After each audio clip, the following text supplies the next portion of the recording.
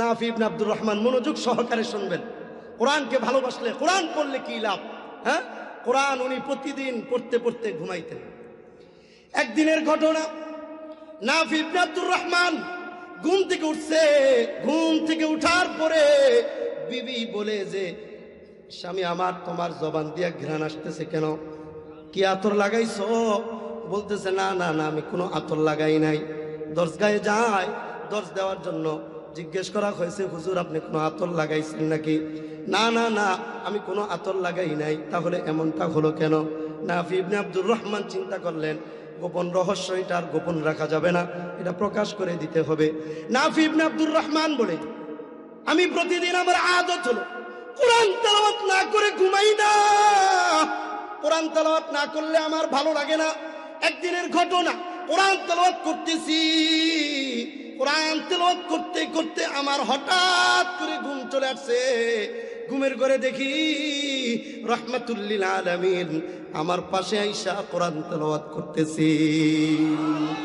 হ্যাঁ, রাসূলুল্লাহ আমার পাশে আইসা কোরআন তেলাওয়াত করে। একটা মানুষ যখন কথা বলে অথবা কোরআন তেলাওয়াত করে, বয়ান করে, বলুন তো দেখি মুখ থেকে লালা বা থুতু বের হয় কি হয় না? এই যে আমি কথা বলতেছি, থুতু বের হচ্ছে না? একটু একটু লালা বের হয়, থুতুর ছিটা বের হয়। রাসূলুল্লাহ কোরআন তেলাওয়াত করতেছে, রাসূলুল্লাহ লালা মুবারক নাফি ইবনে আব্দুর রহমানের মুখের মধ্যে যখন ঢুকে গেছে, নাফি ইবনে আব্দুর রহমান বলে, এরপর থেকে নিয়া আমার জবান দিয়া মেশক আম্বরের ঘ্রাণ বের হতে শুরু হয়েছে। সুবহানাল্লাহ। কিতাবের মধ্যে লেখে, নাফি ইবনে আব্দুর রহমান যতদিন বেঁচে ছিলেন আর কোনোদিন ওনার খুশবু ব্যবহার করতে হয় নাই। তো উনি কোরআন তেলাওয়াত করছিলেন, তো উনি স্বপ্ন যোগে দেখেন রাসূলুল্লাহ তার সামনে কোরআন তেলাওয়াত করছে। রাসূলুল্লাহ লালা মুবারক মুখের মধ্যে ঢুকে গেছে, মেশক আম্বরের ঘ্রাণ আসছে। শুধু কি তাই না, না না, জাবির ইবনে সামুরা থেকে বর্ণিত, খায়বার প্রান্তে আমরা গেলাম, যুদ্ধের ময়দানে পানি নাই, পানির পিপাসার কারণে রাসূলুল্লাহর কাছে আমরা গিয়া বললাম, ওগো আল্লাহর নবী, আমাদের পানির বড় প্রয়োজন। রাসূলুল্লাহ বলেন, দেখো কূপ খুঁজে পাও কিনা। কূপ খুঁজলাম, কূপের পানি আনলাম। দালুন শব্দের অর্থ হলো বালতি। একটা বালতি দিয়া রাসূলুল্লাহর কাছে পানি নিয়ে আসলাম। হ্যাঁ, রাসূলুল্লাহর কাছে পানি নিয়ে আসলাম বালতি দিয়ে। রাসূলুল্লাহ বললেন, পানির কি হাল? ওগো আল্লাহর নবী, পানি পান করার মতো না। সাহাবীরা রাসূলুল্লাহর সামনে বালতি ভর্তি পানিটা দিলেন। পানিটা দেওয়ার পরে রাসূলুল্লাহ সাল্লাল্লাহু আলাইহি ওয়াসাল্লাম ওই বালতি থেকে এক চমক পানি নিলেন। এক চমক পানি নিলেন। পানি নিয়ে রাসূলুল্লাহ আবার পানিটা ওই বালতির মধ্যে ফেলে দিলেন, কুলির পানি ফেলে দিলেন। ফেলে দেওয়ার পরে সাহাবীদেরকে বলছেন, বালতির পানিটা নিয়ে কূপের মধ্যে ফেলে দাও। বালতির পানিটা যখন কূপের মধ্যে ফেলে দিয়েছে, হাদিসের মধ্যে আসছে, জাবির ইবনে সামুরা বলে, রাসূলুল্লাহর কুলির পানিটা আমরা কূপের মধ্যে ফেলতে দেরি হয়েছে, ফাফাহা মিনহু রিহুল মিসকি, সাথে সাথে কূপ থেকে মেশক আম্বরের ঘ্রাণ বের হতে শুরু হয়েছে। সুবহানাল্লাহ। এমনকি নাফি ইবনে আব্দুর রহমান থেকে বর্ণিত, আবু জাফর ইয়াজিদ ইবনুল কাকা আল মাদানী, ওনার ব্যাপারে লেখা হয়, ওনার আদত ছিল সব সময় কোরআন তেলাওয়াত করা। একদিনের ঘটনা, ওনার যখন ইন্তেকাল হয়ে গেছে, ওনাকে মানুষ যখন গোসল দিতে নিয়ে যাবে, গোসল দিতে নিয়ে যাওয়ার সময় দেখে গোসলখানায় যখন কাপড়গুলা সব খোলা হয়েছে, দেখে আবু জাফর ইয়াজিদ ইবনুল কাকা আল মাদানীর কণ্ঠনালী থেকে নিয়ে সিনার শেষ পর্যন্ত পুরা সিনার মধ্যে কোরআনের ছাপ বেশি উঠছে। সুবহানাল্লাহ। মুফতি সাহেবদের কাছে জিজ্ঞেস করা হয়েছে, এটা কি? সকলে বলে, হাযা নূরুম মিন নূরি তিলাওয়াতিল কুরআন, এটা হলো কোরআন তেলাওয়াতের নূর, তার সিনার মধ্যে বেশি উঠছে। সুবহানাল্লাহ। এটা তো দুনিয়াতে, কবরেও কোরআন আমার জন্য নূর হবে। এমনকি যারা কোরআনকে ভালোবাসবে, কোরআন তেলাওয়াত করবে, কোরআন শিখবে, তারা যখন পুলসিরাতের পুল পার হতে যাবে, তখন জাহান্নাম নিচ থেকে বলবে, আসরি ইয়া মুমিন, ও মুমিন তুমি দৌড়ে চলে যাও, ফা ইন্না নূরাকা আতফা নারি, তাড়াতাড়ি চলে যাও, তোমার কোরআন তেলাওয়াতের বরকতে তোমার মধ্যে আল্লাহ তাআলা যে নূর দান করেছেন, এই নূরের বরকতে আমি জাহান্নামের আগুন নিভে যাচ্ছি। এই কোরআন থেকে আমরা কত দূরে, তাই না? কোরআন থেকে আমরা কত দূরে মুসলমান, আমরা মুসলিম উম্মাহ কত দূরে কোরআন থেকে। আল্লাহ আমাদেরকে কোরআন আঁকড়ে ধরবার তৌফিক দান করুন, বলেন আমিন। কোরআন যখন আমি ছেড়ে দিব, ওমান ইয়াশু আন যিকরির রহমান নুকাইয়িদ লাহু শাইতানা ফাহুয়া লাহু কারিন। যখন আমি কোরআন ছেড়ে দিব, তখন আমার বন্ধু হবে শয়তান। এই কোরআন হলো একটা ম্যাগনেট, যে কোরআনের কথা শুই না, সামান্য একটু কোরআন শুনছে, হ্যাঁ, একবারে পাথর দিলওয়ালা মানুষের, হ্যাঁ, দিলটা নরম হয়ে গেছে, হ্যাঁ, দিল নরম হয়ে গেছে। উমর ইবনুল খাত্তাব এত পাথর দিলওয়ালা মানুষ, হ্যাঁ, কিন্তু বোনের কাছ থেকে শুনছে তাহা মা আনজালনা আলাইকাল কুরআনা লিতাশকা। শুনছে, বোনকে বলতেছে কোত্থেকে পাইছো? অমুক জায়গা থেকে পেয়েছি। তাহলে তার কাছে নিয়ে চলো, তার হাতে হাত রাখবো, মুসলমান হব, এই কোরআনটা আমি শিখবো। হ্যাঁ, আমাদের ঘর থেকে কোরআন চলে গেছে, কোরআন উঠে গেছে। প্রত্যেকটা মাহফিলে তো বলাই হয়, বলার পরও যদি আমরা না মানি, আমরা যদি না শুনি, তাহলে আর কি করার আছে? বেশির থেকে বেশি হাতে ধরতে পারবো, পায়ে ধরতে পারবো, এটাই তো, এর চেয়ে বেশি আর কি করা যাবে? তাহলে মুমিন হওয়ার জন্য 1 নম্বর গুণ কি বলেন? 1 নম্বর গুণ হলো জিকির, 2 নম্বর হলো কোরআন তেলাওয়াত, 3 নম্বর হলো ওয়া আলা রাব্বিহিম ইয়াতাওয়াক্কালুন, আল্লাহর উপর ভরসা করা। হাদিসের মধ্যে আসছে লাউ আন্নাকুম তাতাওয়াক্কালুনা আলাল্লাহি হাক্কা তাওয়াক্কুলি লা রাযাকাকুম কামা ইয়ারযুকুত তায়র তাগদু খিমাসাহু ওয়া তারুহু বিতানা। রাসূলুল্লাহ বলেন, কেউ যদি আল্লাহর উপর পরিপূর্ণ ভরসা করতে পারে, তাহলে পাখিকে যেমন ভাবে আল্লাহ রিজিক দেয়, মানুষকেও তেমন ভাবে রিজিক দিবে। সুবহানাল্লাহ।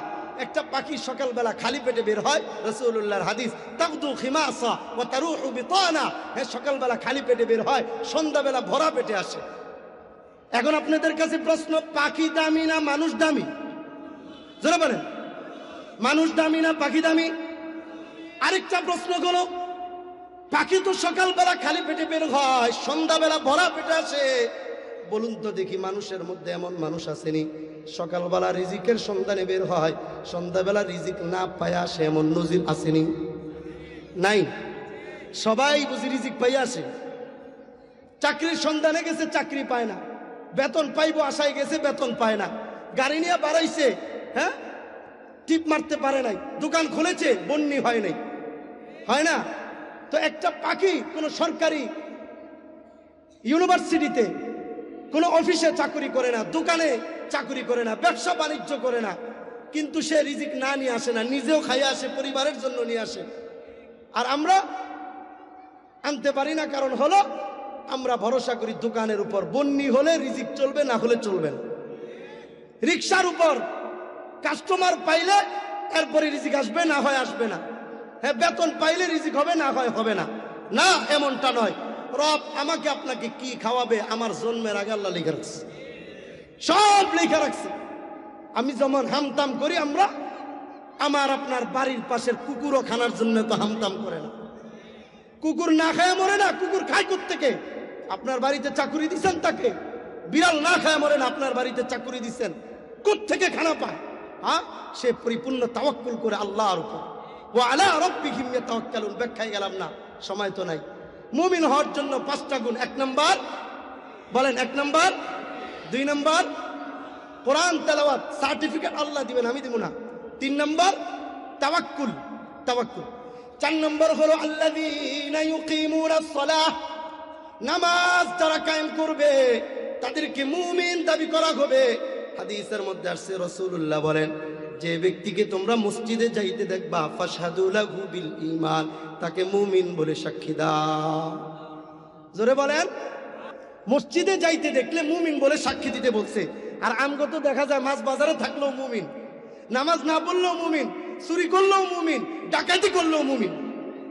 তাই মুমিন হওয়ার যে একটা মূলনীতি রাসূলুল্লাহ বলে দিয়েছেন। রাসূলুল্লাহ বলেছেন, যে ব্যক্তির সম্পর্ক মসজিদের সাথে থাকবা, ফাশহাদু লাহু বিল ঈমান, যার সম্পর্ক মসজিদের সাথে দেখবা, তার ব্যাপারে সাক্ষী দিবা সে কি? মুমিন। এই জন্য নামাজের ব্যাপারে রাসূলুল্লাহ বলেন, মান তারাকাস সালাতা মুতাআম্মিদান ফাকাদ কাফার। নামাজ ছাড়লো তো কুফরি করলো। অনেক কথা আছে, ওইদিকে যাব না। রাসূলুল্লাহর কাছে ওয়াসিলা ইবনুল আসকা রাদিয়াল্লাহু তাআলা আনহু গিয়া বলে, ওগো নবী, আমাকে কিছু আমল দেন, যে আমলের কথা বাড়িতে গিয়া মানুষকে দাওয়াত দিব। রাসূলুল্লাহ বলেন, সর্বপ্রথম মানুষকে ঈমানের দাওয়াত দাও। ওয়াসিলা ইবনুল আসকা রাদিয়াল্লাহু তাআলা আনহু রাসূলের কাছ থেকে দাওয়াত পাইয়া মদিনা থেকে মিশরে আসছেন। মিশরে আইসা বাবা এবং সন্তান দাওয়াত দিচ্ছে।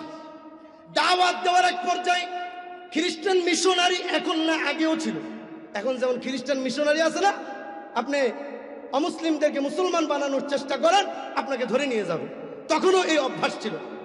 তখনকার সময় ইতালির বাদশা যে ছিল, সে ছিল হলো খ্রিস্টান। তখন ওয়াসিলা ইবনুল আসকা রাদিয়াল্লাহু তাআলা আনহুর সন্তানকে তাদের গোয়েন্দা বিভাগের লোকগুলা ধরে নিয়ে গেছে, নিয়ে ইটালির রাজধানী রোম কারাগারের মধ্যে তাকে রাখছে। ওয়াসিলা ইবনুল আসকা রাদিয়াল্লাহু তাআলা আনহুর ছেলেকে বাবা চিন্তা করলেন, আমার সামনে সন্তানকে ধরে নিয়ে গেছে, কিন্তু আমি না বাবা, আল্লাহ না কোরআনে বলছে, কু আনফুসাকুম ওয়া আহলিকুম নারা, নিজে জাহান্নাম থেকে বাঁচাও, পরিবারকে বাঁচাও। কিন্তু পরিবারকে বাঁচাবো, আমার সন্তান তো অনেক দূরে আছে। গুগলে সার্চ দিয়ে দেখেন, মিশর থেকে নিয়ে ইটালির রাজধানী রোম পর্যন্ত 5600 কিলোমিটার। বলুন তো কত কিলোমিটার? 5600 কিলোমিটার দূরে। এখন বাবা চিন্তা করলেন, এত দূরে সন্তান, আল্লাহ যদি আমাকে জিজ্ঞেস করে, এই তোর সন্তান যে এত দূরে ছিল, সে নামাজ পড়ছে কি পড়ে নাই, তুই বাবা হিসাবে কি ভূমিকা রাখছস বল, আমি আল্লাহর কাছে বল। খালি সন্তান পালা এটাই খালি দায়িত্ব না, সন্তানকে নামাজের জন্য বলা এটাও আমার আপনার জন্য ঈমানি দায়িত্ব। মুরু আওলাদাকুম বিসসালাহ ওয়া হুম আবনাউ সাব'a সিনিন, যখন সন্তানের বয়স 7, তখন তুমি নামাজের দাওয়াত দাও।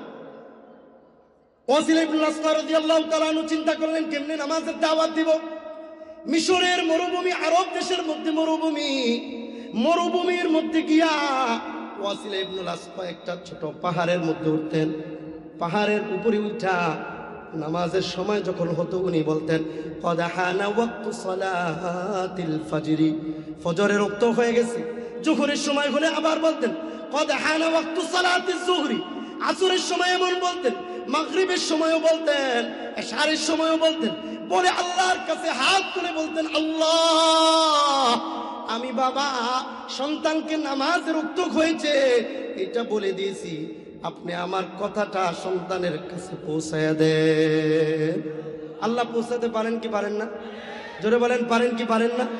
বাবা বলতেন, আল্লাহ, ওমরের কথা মদিনা থেকে, ইয়া সারিয়াতাল জাবাল, এই কথাটা মাইলকে মাইল দূরে আপনি পৌঁছাতে পেরেছেন, আপনি চাইলে আমার কথাটাও সন্তানের কাছে পৌঁছাতে পারেন। বাবা প্রতিদিন এইভাবে বলে। 2 থেকে 2.5 বছর কারাগারে ছিল। কারাগার থেকে যখন বের হয়েছে, 2.5 বছর পরে বাবা সন্তানের প্রথম সাক্ষাৎ। আমাদের তো সন্তানের সাথে সাক্ষাৎ হয়, সাক্ষাৎ হলে আমরা বলি, হ্যাঁ বাবা খানা খাইছনি, ডিউটি ঠিক মতো হইছেনি, হ্যাঁ ফোন দিয়া বলি, বাবা কাজ কাম ঠিক মতো কইরো, পড়ালেখা ঠিক মতো কইরো, সুযোগ পাইলে নামাজটা পড়ো, হ্যাঁ সুযোগ পাইলে নামাজ পড়ো। অথচ বলা দরকার ছিল, বাবা নামাজ পড়ো, সুযোগ পাইলে পড়ো, হ্যাঁ বাবা নামাজ পড়ো, সুযোগ পাইলে কাজ কইরো। কিন্তু আমরা বলি কি, বাবা সুযোগ পাইলে নামাজটা পড়ো। মুমিনের কাজ কি সুযোগ পাইলে নামাজ পড়া? জোরে বলেন। মুসলমান নামাজ পড়বে না, অবশ্যই মুসলমান হয় কেন? ওয়াসিলা ইবনুল আসকা রাদিয়াল্লাহু তাআলা আনহুর সাথে প্রথম সাক্ষাৎ। সাক্ষাতের পরে বলতেছে, বাবা 2.5 বছর পরে তোমার সাথে আমার সাক্ষাৎ। 2.5 বছর কাফেরদের কারাগারে ছিলা, বলো দেখি নামাজটা ঠিক মতো আদায় করছো নাকি? তখন সন্তান বলতেছে, বাবা তুমি না আমাকে ডাকছো? কারাগারে ঢুকার পর থেকে নিয়ে বের হওয়ার আগ পর্যন্ত প্রতিদিন প্রত্যেক ওয়াক্তের নামাজ তোমার কণ্ঠের আওয়াজ শুই না আমি নামাজ আদায় করেছি। 4 নম্বর নামাজ, 5 নম্বর ওমিম্মা রাযাকনাহুম ইউনফিকুন, আল্লাহর রাস্তায় দান করা। এই 5টা গুণ। 1 নম্বর কি বলেন? জিকির। আমি আপনি মুমিন হতে চাই না, মুমিন তো দাবি করতে চাই। এই গুণ কোরআন দ্বারা প্রমাণিত আমার মধ্যে থাকতে হবে। 1 নম্বর জিকির, 2 নম্বর কোরআন তেলাওয়াত, 3 নম্বর তাওয়াক্কুল। বলেন 3 নম্বর তাওয়াক্কুল, 4 নম্বর নামাজ, 5 নম্বর আল্লাহর রাস্তায় দাঁড় করা। এই 5টা জিনিস যদি আমার মধ্যে থাকে, কোনো ঢাকা ইউনিভার্সিটি থেকে সার্টিফিকেট দিচ্ছে না, ঢাকা আলিয়া থেকে সার্টিফিকেট দিচ্ছে না, হ্যাঁ, ইউরোপ আমেরিকা থেকে সার্টিফিকেট দিচ্ছে না, স্বয়ং রব্বুল আলামিন সার্টিফিকেট দিচ্ছে। এই 5টা গুণ যার মধ্যে থাকবে, উলাইকা হুমুল মুমিনুনা হাক্কা, এরা হলো প্রকৃত মুমিন। صوتان ملعونان في الدنيا والآخرة مزمار عند نعمة ورنة عند المصيبة। রাসূলুল্লাহ বলেন, যেই জায়গায় 2টা আওয়াজ আছে, অভিশপ্ত আওয়াজ, এর মধ্যে হলো মিজমারুন ইনদা নি'মা, গান বাজনা করা, এটা হলো অভিশপ্ত একটা আওয়াজ। এই আওয়াজের মাধ্যমে শুধু মানুষ কষ্ট পায় এমনটা নয়, আসমানের ফেরেশতারাও কষ্ট পায়, আপনার আশপাশ কষ্ট পায়। যে ব্যক্তি গান বাজনা করে তার জন্য অভিশাপ শুধু মানুষ দেয় না, গর্তের পিপিলিকা পর্যন্ত তার জন্য অভিশাপ দেয়, আসমানের ফেরেশতারা তার জন্য অভিশাপ দেয়, এমনকি আল্লাহ তাআলা তার জন্য অভিশাপ দেয়, মুহাম্মাদুর রাসূলুল্লাহ তার জন্য অভিশাপ দেয়। এই জন্যই তো যেই বিবাহের আগে হলুদের সময় গান বাজনা হয়, এই বিবাহের মধ্যে কোনোদিন শান্তি হতে পারে না। গান বাজনা হারাম আপনার জন্য, কিভাবে আরাম আনবে? এখানে অনেক আলেম ওলামা আছে, মুফতি সাহেবরা আছেন, আমাদের অত্র এলাকায় অনেক আফতা বিভাগ আছে। জিজ্ঞেস করবেন মাসআলাটা, কেউ যদি কোনো গান বাজনা শুনে বলে যে গানটা বড় ভালো ছিল, আমার অনেক পছন্দের গান, সাথে সাথে আপনার ঈমান চলে যাবে। কারণ হারামকে কেউ যদি হালাল মনে করে, তার ঈমান কোনোদিন থাকে না। আপনি হারামটাকে হারাম মনে করলেন, কবিরা গুনাহ হবে, কিন্তু হারামটাকে আপনার নিজের পছন্দনীয় বস্তু যদি বানান, কোনোদিন আপনার ঈমান থাকতে পারে না। গান বাজনা, অশ্লীল কথা, বাদ্যযন্ত্র, এটা মুসলমানদের কোনোদিন পছন্দনীয় বস্তু হতে পারে না। আর শয়তান আমার আপনার ঈমানকে নষ্ট করে গান বাজনার মাধ্যমে। আল্লাহ তাআলা আমাদের সকলকে ঈমানের হেফাজত করার তৌফিক দান করুন, বলেন আমিন। এই জন্য মুমিন হওয়ার জন্য 1 নম্বর গুণ কি? বলেন বলেন, মুখস্থ করেন আমার সাথে। 1 নম্বর গুণ কি? 1 নম্বর ঈমান। ঈমানকে হেফাজত করার জন্য, মুমিন হওয়ার জন্য 1 নম্বর গুণ কি? জিকির। 1 নম্বর গুণ কি? 1 নম্বর গুণ কি? জিকির। কথা তো কত সময় বলি, তাই না? জ্ঞানীরা কথা কম বলে, কথা বেশি হলে ভুল বেশি হয়। কিতাবের মধ্যে আসছে, মান কাসুরা কালামু কাসুরা গালাতু, কথা বেশি হবে আপনার ভুল বেশি হবে। রাসূলুল্লাহর হাদিস, মান সামাতা নাজা, যে চুপ থাকে সে নাজাত পায়। কথা বেশি হবে না, জিকির বেশি হবে, জিকির বেশি হবে। আল্লাহকে বেশি ডাকবেন, আল্লাহকে বেশি ডাকবেন। কারণ এই জবান, আল্লাহ তাআলা বলে, আলাম নাজআল লাহু আইনাইন ওয়া লিসানান ওয়া শাফাতাইন। ও বান্দা, জবান তো আমি আল্লাহ তোকে দিচ্ছি, আমি আল্লাহকে না ডাকা তুই কাকে ডাকবি? দেখোস না, আমরা দেখি, আপনারাও দেখেন, পুরান ঢাকার আগের এমপি ছিল হাজী সেলিম। বাড়ির অভাব নাই, গাড়ির অভাব নাই, টাকা পয়সার অভাব নাই, ধন দৌলতের অভাব নাই, কিন্তু আল্লাহ তাআলা তার জবানটা নিয়ে গেছে। এই জবানটা ঠিক করার জন্য সিঙ্গাপুর যায়, ইউরোপ আমেরিকা যায়, কত ডাক্তার আছে, সব ডাক্তার ভেজে খাওয়া শেষ। ডাক্তারকে অফার করেছে, নিজের অর্জিত সব সম্পদ দিয়ে দিব, বিনিময়ে আমি মুখ দিয়ে একটু কথা বলবো। কিন্তু প্রতি উত্তরে কি কথা আসছে? পুরা সম্পদ নয়, পুরা দুনিয়া দিলেও আল্লাহর ইশারা না হলে জবান দিয়ে একটা কথা বের হবে না, একটা কথা বের হবে না। মাইক পাইলে যার তার সমালোচনা, সুযোগ পাইলে চায়ের দোকানে যার তার সমালোচনা, মন চাইলো এই দলের বিরুদ্ধে কথা বলা, মন চাইলো এই ব্যক্তির বিরুদ্ধে কথা বলা। কতক্ষণ বলবেন আপনি? হ্যাঁ, কতক্ষণ বলবেন? বলতে বলতে তো কম বলেন নাই। হ্যাঁ, আগের সরকার যিনি ছিল, হ্যাঁ, ফেরাউনের বোন বলা যায়, স্ত্রী বলা যায় না, ফেরাউনের বোন শেখ হাসিনা। কথা বলেন না কেন? হ্যাঁ, আলেম উলামারা কোরআনের কথা বলে, কোরআনের কথা বলার কারণে বলে, কোরআনের কথা বলবা মসজিদের মেম্বারে থাকতে দেওয়া হবে না, কোরআনের কথা বলবা বাড়িতে থাকতে দেওয়া হবে না, কোরআনের কথা বলবা রাস্তা দিয়ে হাঁটতে দেওয়া হবে না। আল্লাহ বলেন, তুই আলেমদেরকে বাড়িতে থাকতে দিবি না, আমি আল্লাহ তোকে দেশে থাকতে দিব না, দেশে থাকতে দিব না। এটাই বাস্তবতা। হ্যাঁ, আপনি কি জুলুম কতদিন করবেন? আপনি একদল গিয়েছে, আরেক দল আসার সম্ভাবনা আছে, এদেরও জুলুম শুরু হয়ে গেছে। হ্যাঁ, এক জালেম থেকে কি শিক্ষা নিতে পারেন না? হ্যাঁ, কোরআনের কথা বলতে গিয়ে কোনো সংকোচ বোধ করা যাবে না। রাসূলুল্লাহকে আল্লাহ নির্দেশ করেছেন, সূরাতুল আরাফের 1-2 নং আয়াত করে দেখেন। এই জন্য এক জালেম গিয়েছে, আরো কিছু জালেমের আবির্ভাব হচ্ছে। মনে রাখবেন, জালেমকে আল্লাহ ছাড় দেন, ছেড়ে দেন না। ছাড় দেন, ছেড়ে দেন না। শিক্ষা নেন এখান থেকে। এরপরেও যদি শিক্ষা না নেন, আপনারা আত্মা করে নিক্ষিপ্ত হবেন, মনে রাখবেন ইনশাআল্লাহ। আল্লাহ সহিহ বুঝদান করুন, বলেন আমিন। যে ঈমান এটা বড় দৌলত। মুমিনের কাতারে নাম লেখানোর জন্য 1 নম্বর গুণ কি? জিকির। বলেন 1 নম্বর গুণ কি? জিকির। জিকির। 2 নম্বর হলো ওয়া ইযা তুলিয়াত আলাইহিম আয়াতুহু যাদাতুহুম ঈমানা। ও বান্দা, তুমি যখন কোরআন তেলাওয়াত করবা তখন তোমার ঈমানটা বৃদ্ধি পাবে কোরআন তেলাওয়াতের মাধ্যমে। 2 নম্বর গুণ হলো কোরআন তেলাওয়াত। এই জন্য আদম আলাইহিস সালামকে যখন আল্লাহ তাআলা বানিয়েছেন, ওই মুহূর্তে আল্লাহ তাআলা শয়তান কত আল্লাহ তাআলা জান্নাতের মধ্যেই রাখছেন। শয়তান বলতেছে, আদমকে আল্লাহ বানানোর পরে আমি শয়তান আদমের মুখ দিয়ে ঢুইকা পিছন দিক দিয়ে বের হইছি। পিছন দিক দিয়ে বের হওয়ার পরে আমি দেখছি বনি আদমকে তো ধোঁকা দিতে হবে। হ্যাঁ, একটা বাড়ি কেনার জন্য আমরা বাড়ির ভিতরে দেখি না, জায়গা জমি কেনার জন্য আশপাশ দেখি রাস্তা আছে কিনা। আদম বলে ধোঁকা তো দেবো, এখন ধোঁকা দেওয়ার জন্য একটু দেখি কি কি মাধ্যমে ধোঁকা দেওয়া যায়। শয়তান বলে আদমের জবান দিয়ে ঢুকছি, পিছন দিক দিয়ে বের হয়েছি, হাতে ঢুকেছি, পায়ে ঢুকেছি, পুরা দেহটা আমি রিচার্জ করেছি।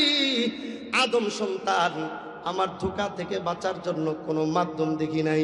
তবে আদম সন্তানের বাম দুধের নিচে আমি একটা গোস্তের টুকরা দেখেছি। আদম সন্তান যদি আমার থেকে বাঁচতে পারে, তাহলে এই গোস্তের টুকরার মাধ্যমে বাঁচতে পারবে। রাসূলুল্লাহ বলেন, আলা ওয়াহিয়াল কলব। এই গোস্তের টুকরার নাম হলো কলব। অপর একটা হাদিসের মধ্যে রাসূলুল্লাহ বলেন, ইন্না হাযিহিল কুলুব তাসদাউ কামা ইয়াসদাউল হাদিদ। রাসূলুল্লাহ বলেন, লোহার মধ্যে যেমন জং ধরে, কলবের মধ্যেও জং ধরে।